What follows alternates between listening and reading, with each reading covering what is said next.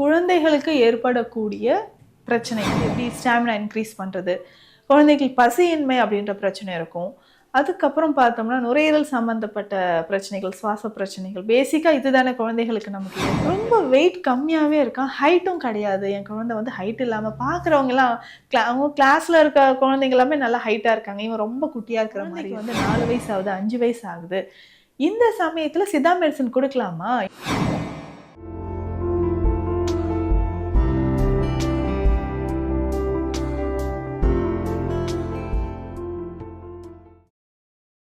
வரம் நேயர்களுக்கு வணக்கம். நான் டாக்டர் நித்யா, சித்தா ஃபிசிஷியன்.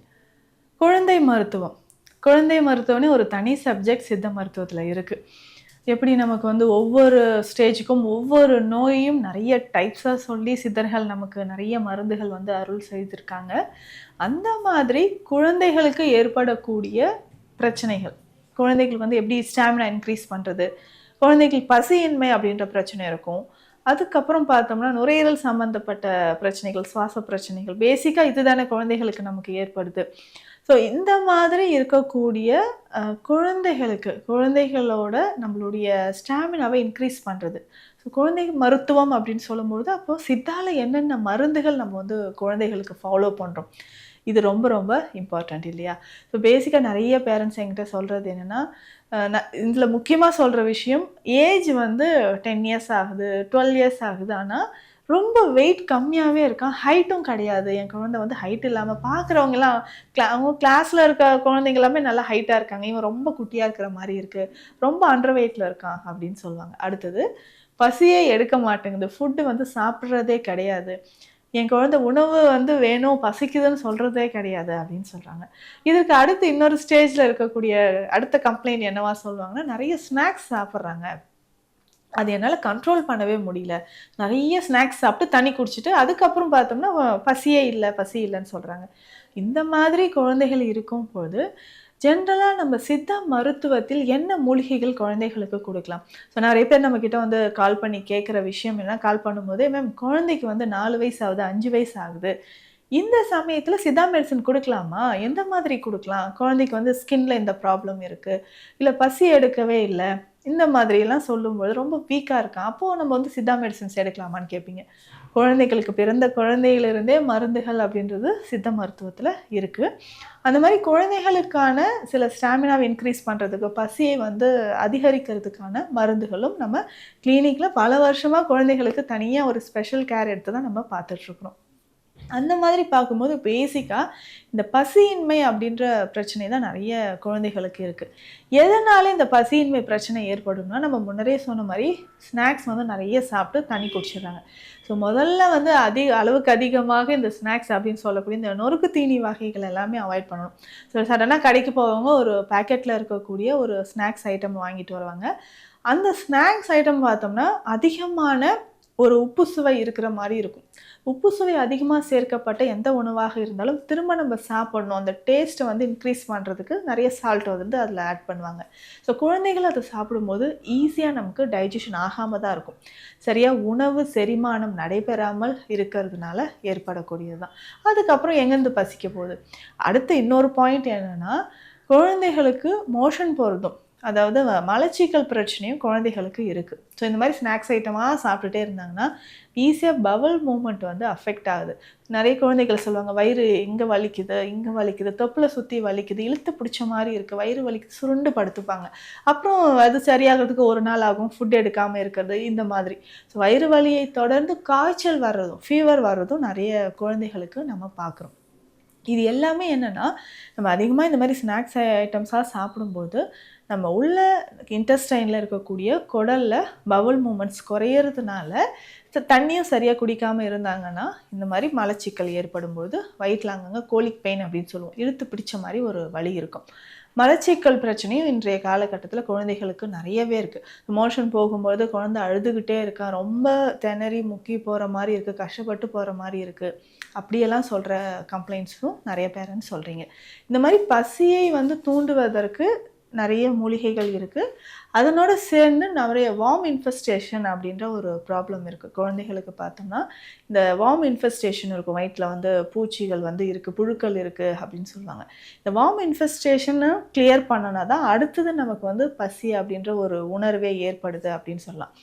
இந்த நல்ல பசி எடுக்கிறதுக்கு குழந்தைகளுக்கு நல்ல ஒரு பசியை தூண்டுவதற்கு சில மூலிகைகள் மருந்துகளும் இருக்குது. அது வந்து பஞ்ச தீபாக்கினி சூரணம் அப்படின்னு சொல்கிற ஒரு மெடிசன் எக்ஸலண்ட்டாக இருக்குது. அடல்ட்ஸ் கூட எடுத்துக்கலாம். குழந்தைகளுக்கு இதை ஒரு 1/4 டீஸ்பூன் அளவுக்கு தேனில் கலந்து ஒரு நாளைக்கு 2 டைம்ஸ் கொடுத்தாலே 2லிருந்து 3 நாட்கள் நம்ம கொடுக்கும்போதே அடுத்தது நல்லாவே வந்து ஒரு டைஜஷன் இம்ப்ரூவ் ஆகி பசி எடுக்குது அப்படின்னு சொல்லுவாங்க.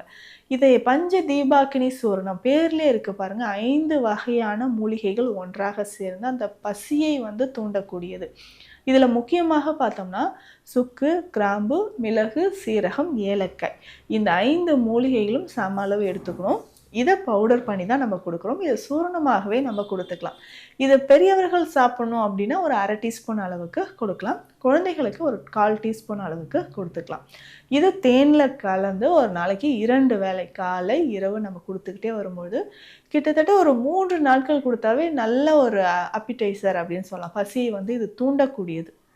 ஸோ அடுத்தது பசி இல்லாமல் மந்தமாக இருக்கக்கூடிய குழந்தைகளும் இதை அடுத்தது உணவு வந்து எடுக்க ஆரம்பிச்சிருவாங்க.